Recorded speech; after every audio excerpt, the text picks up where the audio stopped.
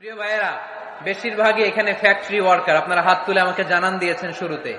কর্মজীবী মানুষদেরকে বিশ্বনবী এত ভালোবাসতেন, মেহনতি মানুষদেরকে এত পছন্দ করতেন। বিদায় হজের ভাষণেও বাদ যায়নি মেহনতি মানুষদের কথা। তিনি বলেছেন, খবরদার খারাপ আচরণ করবে না।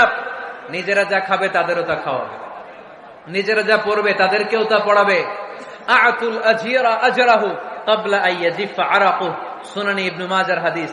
শ্রমিকের ঘাম শুকিয়ে যাওয়ার আগে তার পারিশ্রমিক দিয়ে দাও।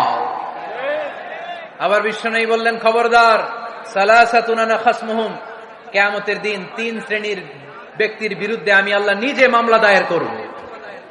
এক শ্রেণীর ব্যক্তি হচ্ছে রাজুলুন ইস্তাওফা আজিরান ইস্তাআজারা আজিরান ফাস্তাওফা মিনহু ওয়া লাম ইউতি আজরা, যে ব্যক্তি শ্রমিক ভাড়া করে কাজ করালো কিন্তু তার টাকা দেয় নাই, তার পারিশ্রমিক দেয় নাই।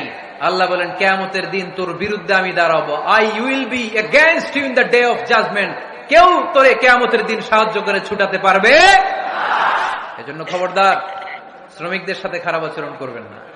আবার শ্রমিক ভাইরাও যারা আছেন, আপনাদের ডিউটি যত ঘন্টা ঠিক তত ঘন্টাই পালন করতে হবে, তা না হলে কিন্তু আপনাদের উপার্জন হালাল হবে না।